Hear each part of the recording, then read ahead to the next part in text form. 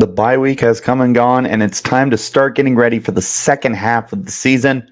We're here to talk about it on this edition of the Locked On Sun Devils podcast. You are Locked On Sun Devils, your daily podcast on the Arizona State Sun Devils, part of the Locked On Podcast Network, your team every day.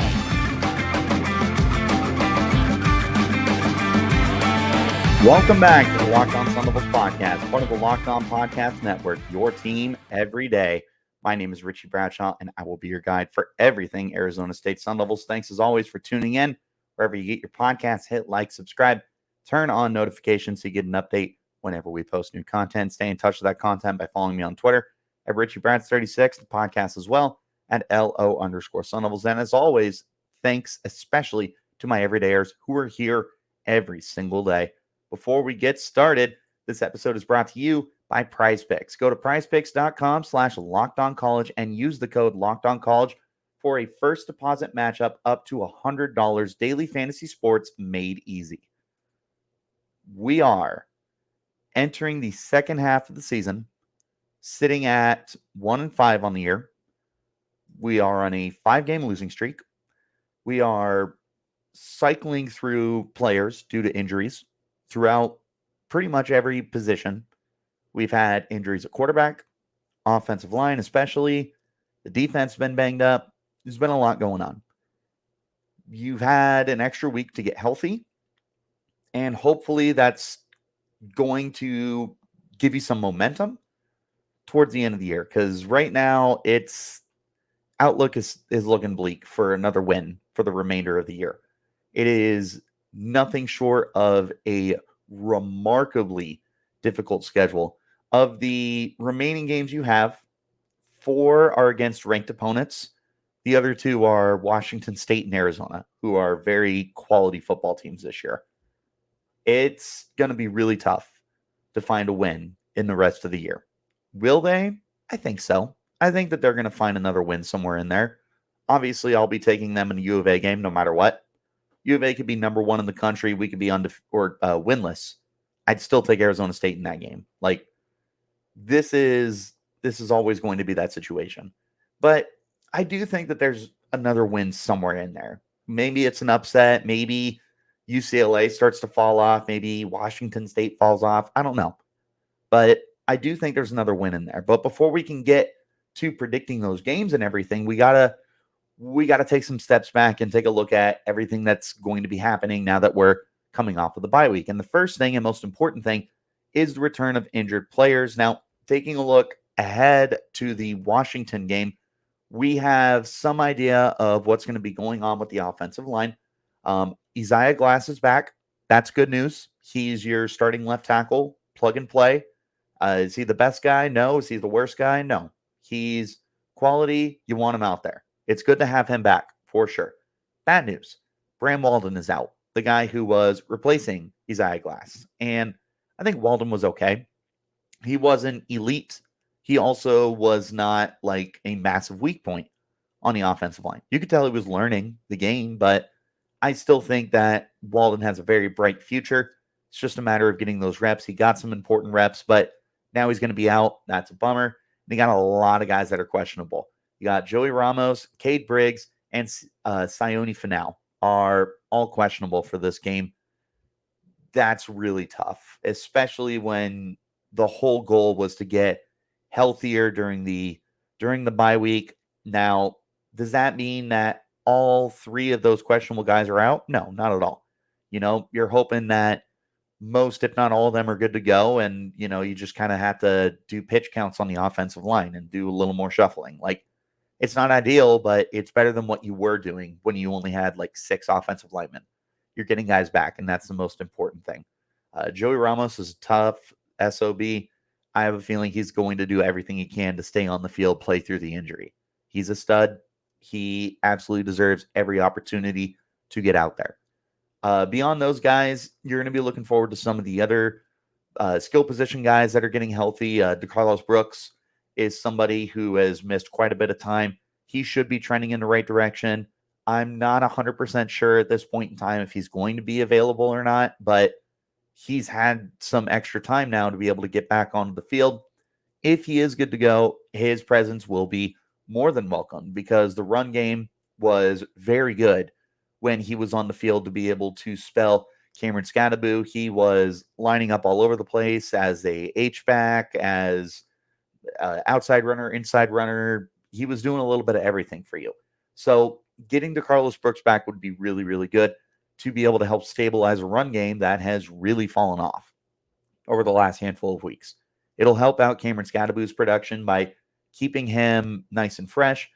Kyson Brown has been a stud, but definitely being able to relegate him to a third down, or not third down, a third string running back be very ideal. Hopefully that's going to end up being the case if Brooks is able to go. Getting Jalen Conyers back to 100% is going to be really good too. He was dealing with some food poisoning, which led to a very reduced role for him during the who'd they play? Colorado game. It's just a process, man. So getting him back is going to be really good. I know that he hasn't boomed the way that many of us anticipated, and especially me. I think that he's going to be in for a good second half of the year. I'm not willing to say he ends up being one of the 3 best tight ends in the country anymore. Not unless he seriously is like 10 catches and 100 yards per game for the last 6 games. It would have to be an insane turnaround. That's just not going to happen. Not even so much his fault. It's just the offense is not at that point yet. But getting him back to 100% is still going to be really good for you. He's on the field, one of the most dynamic players there is. Hopefully he can find the end zone and all that good stuff. Bryce Pierre and Messiah Swinson should be back to 100% health. You were able to get some rest for guys like Xavier Guillory and for Elijah Badger. Not that they were necessarily injured, but, they're just even fresher coming off of the bye week. Defensively, Clayton Smith has been banged up all year. He had a week off to be able to get 100% healthy. That's going to be great, especially when you consider what they're doing in the pass rush. They're going to be able to get him on a pitch count, and they're going to be able to rotate him in so that he's not out there too much and getting himself into situations where he continues to get banged up. He's still a really good player, and this is a good situation to have him in when you have Prince Doorball, when you have BJ Green, and all the other guys. Defensive interior, you're hoping Anthony Cooper is going to be ready to go. You're going to be keeping an eye out for CJ Fight, for Deshaun Mallory. Make sure they're 100%. In the secondary, sounds like Jordan Clark is back to 100%. And if Jordan Clark is back to 100%, then this secondary is going to play very, very good football. He missed the Cal game, I believe. I think he was on a pitch count for Colorado, but he missed the Cal game. It'll be good to have him back on the field. He's one of your better defenders. He's a very good leader. All the qualities that you're looking for, but getting him back out there will be good. Josh Carlson, I think, is still going to be on the mend, but quite frankly, I think it's better that you have Ian Hershey out there right now to be your primary punter. There's all sorts of guys that are coming back to the Sun Devils, and those kind of reinforcements are going to be able to help you take those steps forward to winning more football games, or at a minimum, being competitive in those football games.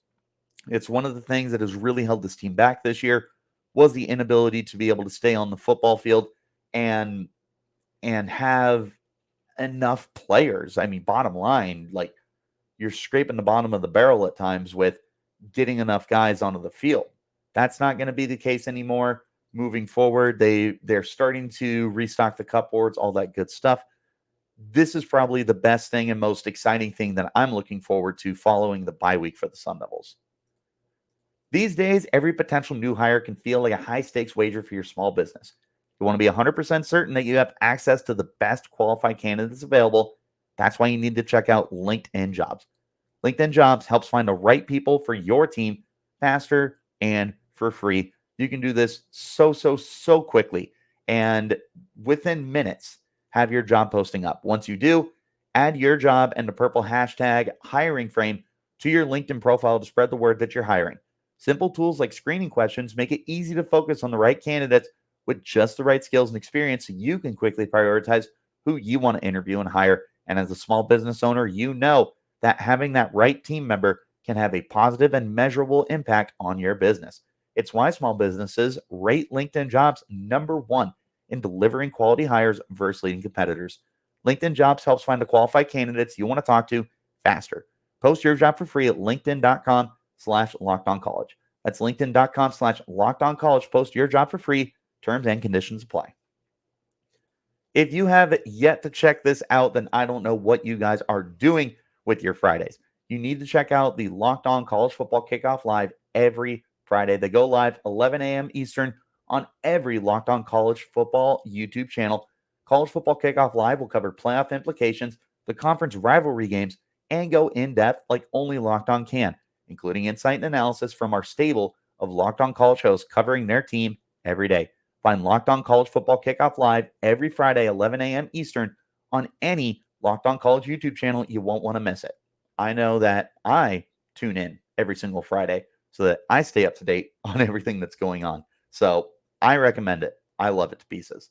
Back into our conversation, let's go ahead and take a look at probably the biggest storyline for the Sun Devils all year and what everyone's going to be looking forward to now is the quarterback situation. So Trenton Bourguet, until further notice, is going to be the starting quarterback unless there is something to be said otherwise about Drew Pine, or I don't know if we see Jaden Rashada the rest of the year, but who knows? Maybe we do see Jaden Rashada at some point. But until further notice, it's going to be the Trenton Bourguet show, and that's not a bad thing. That's a very good thing, in my opinion. He's going to be close to 100% if he has not been yet, because I know that following that foot injury that he had against Fresno State, he was playing well, I would say, all things considered. But now he's had some extra time to be able to get back into form. That's where you're hoping that he's going to end up being. But what happens with the quarterback play, I think, is our biggest question right now. Look at everything that's been going on. Bourguet, for all intents and purposes, has been serviceable. He's minimizing his sacks. He's only been sacked 5 times in his 3 appearances. Yeah, in his 3 appearances, he's been sacked 5 times. You take that and run. He's completing 65% of his passes, 7.4 yards per attempt. He's got just 1 touchdown against 2 interceptions, so he's not getting into the end zone, but he is being efficient. He is completing his passes at a high percentage. He's minimizing the sacks, and when you have an offensive line that's as banged up as they've been, you can't ask for much more. Bourguet has been effective. Bottom line. Bottom line, he's been effective. Curious to see how that continues moving forward, because we're starting to see the emergence of some of the guys on offense. Elijah Badger is becoming a superstar for the team. He has 33 catches on the year, which is 15 more than second place. He has 422 receiving yards, which is almost 200 more than second place. He has 2 of the 6 total touchdowns that the Sun Devils have had through the air. He's getting it done. As long as they're able to find a way to get the ball in his hands, I feel pretty comfortable with him being able to help lift this offense up, whether it's Trenton Bourguet, whether it's Drew Pine, or anyone else. I want to see how everyone else gets involved, though. How is the quarterback play going to be affecting everybody else? Are you going to be seeing Xavier Guillory finally get going? He's been up and down. Part of that's been the quarterback play. Part of it has just been the play calling. Part of it's been him. It's a little bit of everything. Jalen Conyers talked about him. Is he finally going to get involved? We'll wait and see. But the quarterback play is going to be one of the biggest central storylines that we're going to be focusing on. Is how are they going to look? How are they going to come out and execute? No matter who it is, because I know that Drew Pine is hopefully going to be back soon for the team, and I know that they have expectations for him to possibly be the starting quarterback. I don't really know what the plan is at this point. I don't know where Drew Pine is on his recovery. I don't know if they're expecting him to be available anytime soon or whatever is going to happen with him. But until then, we're rolling with Bourguet. Bourguet is effective. It's just going to be very important to see how he's going to be able to handle this workload. How is he going to be getting the ball into his playmakers' hands? Is he going to be more comfortable now that he had that extra week of rest for that foot injury? There's all sorts of different things that we're going to be paying attention to with Trenton Bourguet, but the position in general, that as a whole, there's a lot to focus on here. There's a lot of emphasis on getting better because if the quarterbacking situation continues to be poor, then like I said earlier, I just don't know how many more wins you have on the table this year. You need to be able to get that consistent, stable quarterback production. It starts with Trenton Bourguet. It also has a lot to do with the play calling as well, but we're going to talk about the play calling for the Sun Devils moving forward in just one moment. Before we get that far, I do want to talk to you guys about our friends over at Prize Picks. Prize Picks is the most fun that I've had, winning up to 25 times my money this football season. You can select 2 or more players and pick more or less on their projected stats, place your entry. It's that easy. Take a look at guys like Saquon Barkley. Are they going to run for more or less than 60 yards? Is Patrick Mahomes going to throw for 2 or more touchdowns? Is Odell Beckham Jr. going to have 50 receiving yards, more or less? Josh Allen, 2 or more passing touchdowns. There's so many different ways that you can choose, and having the ability to mix and match makes it so much fun. Plus, PrizePicks offers weekly promotions that can lead to big payouts like Taco Tuesday. Each Tuesday, PrizePicks discounts select player projections up to 25% to provide each of them more value. Like I said, it's a lot of fun. I do it all the time. You should do it as well. Go to prizepicks.com/lockedoncollege and use the code lockedoncollege for a first deposit match up to $100. Again, go to prizepicks.com/lockedoncollege and use the code lockedoncollege for a first deposit match up to $100. PrizePicks, daily fantasy sports made easy. And again, wherever you're getting your podcasts, hit like, subscribe, turn on notifications so you get an update whenever we are posting new content. Back into our conversation, we're going to finish it up with the play calling. When I'm talking about the play calling, look, the defense has not really been the issue this year, but I am curious how they're going to continue running the defense. Are they still going to be hyper aggressive? Are they going to try and be a little more laid back? When are the turnovers going to start coming in? How's the rotation going to look? I mentioned earlier that Clayton Smith is somebody that we're waiting to see really take off, but part of that has been the injuries. Is the injury still going to be part of the reason that he doesn't take off, or what's going on there? Going to be paying attention to that. Going to be paying attention to how other guys are getting reps. We've seen lots of D Ford. We've seen lots of Shamari Simmons. Montana Warren is hopefully going to be back soon. What do we end up doing with him when he finally gets back onto the football field? What about Mason Williams? And Ed Woods is going to be available for the second half of the Washington game. Curious to see how they get all these other guys involved. Damon Williamson. There's a lot going on there. Linebackers. Trey Brown was seen working out with the scout team today. Hopefully he's back. What are we going to do with him? Mention Clayton Smith. Plenty of guys to be returning to the team. What's that rotation look like from the defensive backs to the pass rushers? We'll wait and see. The main thing that we'll be paying attention to is the play calling on offense. Is Kenny Dillingham still going to be so unorthodox that it's completely unpredictable? Are they going to start to get a little more of a rhythm down? Are they going to maybe have a little more consistency in the play calling? I'm not really sure, especially when you're going up a team like Washington, that's number 5 in the country, is legitimately one of the biggest contenders and threats in all of college football to win a national championship this year. What's your plan? Are you going to throw the kitchen sink at them? Or are you going to try and find a rhythm for the team? Or are you going to do what you did against USC and just, it almost felt like they were just kind of like asking fans, hey, what play should we run? Fake punt. Got it. We're going to do that. Like, what about you? Running back throw to the quarterback. Cool. We're going to do it. Like, what is the plan? And if there's no plan, then how's it going to look? That's where I'm kind of sitting at with the play calling, is I want to know what it's going to be for the remainder of the year. Through the first 6 weeks of the season, we have seen so many different looks from the offense. Part of that has been because of the injuries. You know, we've had 4 quarterbacks throw a pass this year. that's going to impact the play calling. We've had several different pass catchers, several different running backs, countless amount of offensive line shuffles, and it's led to a lot of different looks.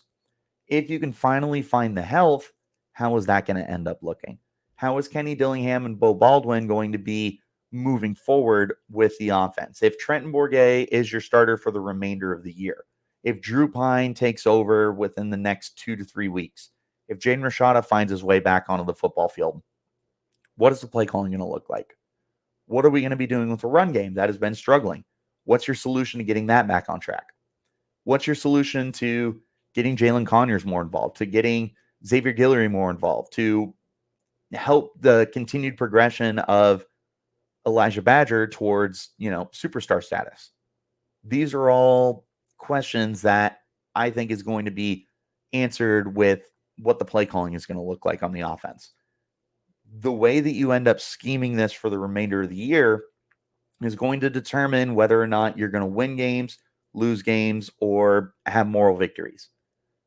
If they come out stale and stagnant the way that we saw them the first 3 weeks of the year, it's going to be really difficult to buy into this team and to win football games. If they continue to be unorthodox like they were the next 3 weeks, our team's eventually going to catch up with you.